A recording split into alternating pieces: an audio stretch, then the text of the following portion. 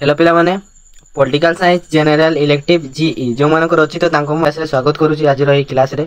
आज आम पढ़ा नारीवाद विषय में। नारीवाद केमी उत्पत्ति होती नारीवाद क्या कहुए, नारीवाद शब्द को किए प्रथम व्यवहार करते आम सब से आलोचना करवा।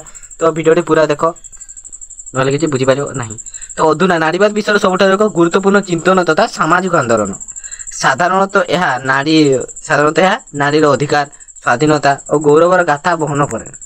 सामाजिक राजनैतिक अर्थनैतिक सांस्कृतिक तथा समाज समस्त परिधि में पुरुष और नारी मान मध्य समानता प्रतिष्ठा करे। मतलब नारी इक्वल टू पुरुष माने नारी सहित समान अधिकार किभली भाव करा जाए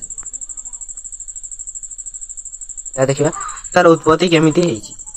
ग्रीक और चीन प्राचीन सभ्यता रे नारीवाद पदचिन्ह देखा मिले। कौटी ग्रीक और चीन प्राचीन सभ्यता रे चार्ल्स फेरियर 1837 मसीह प्रथम नारीवाद शब्दटी को व्यवहार करते, किंतु वास्तव में विधिबद्ध भाव नारीवाद उत्पत्ति म्यारी वुलस्टन क्रॉफी पुस्तक vindication of the right of women रो होइथिला। ताले कोन ए जो चार्ल्स फेरियर से नारीवाद शब्द प्रथम व्यवहार करते।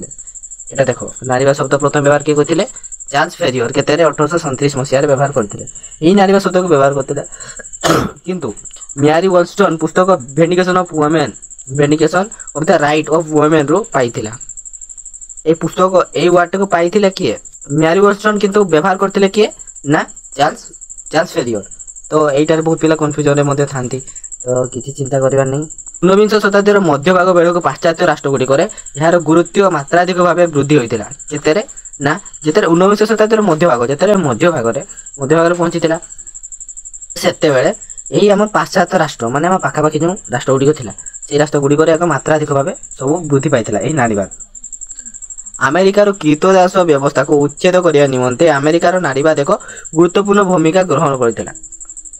अमेरिका रे नारी आंदोलन मूल दुआ सेंसा फेल्स को कन्वेंशन रे पड़ीथिला। ब्रिटेन रे मध्य एही समय रे नारी आंदोलन तीव्र हेबारे लागिला। 1850 मसीहा बेलू ब्रिटेन नारी मानकर मुख्य दाबी थिला जे सेमानकर मतदान साब्यस्त करिवार अधिकार प्रदान करिवा। 1970 मसीहा नारीवाद निमंते एक माइलखुंट प्रमाणित होइतिला।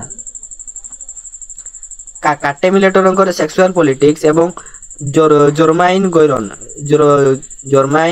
ग्रोयरंकर पुस्तक द फीमेल उंच आत्मप्रकाश कला।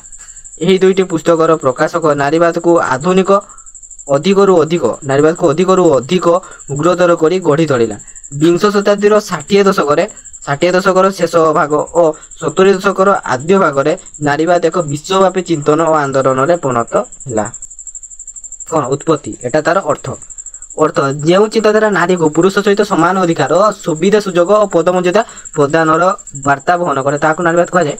नारी इक्वल टू पुरुष जमती कहली माने समान अधिकार नारी और पुरुष मान समान अधिकार समान सुविधा सुजोग एवं समान पदमर्यादा पाइबा से नारीवाद कौन से अधिकार चाहे।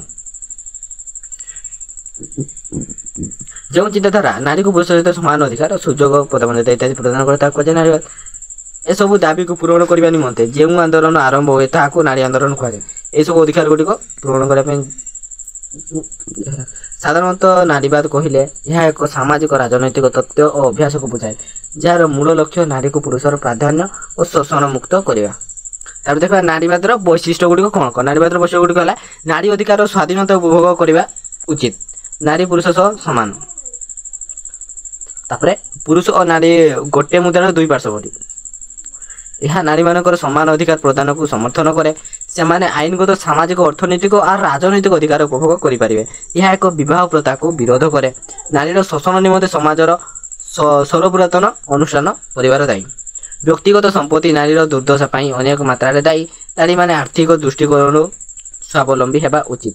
केवल नारी माने संतान मानकर देखाशुना परिचालन करने उचित नुहे, बरं यही कार्य समाज हाथ में न्यस्त हेबा उचित। नारी को गृह कार्य मुक्त करी सरकारी सेवा को परिवर्तन करने उचित। पुरुष परी नारी मध्य संपूर्ण यहाँ नारीवाद। आशा करें तुम्हें समस्ते वीडियो देखिए बुझी पार्थिव।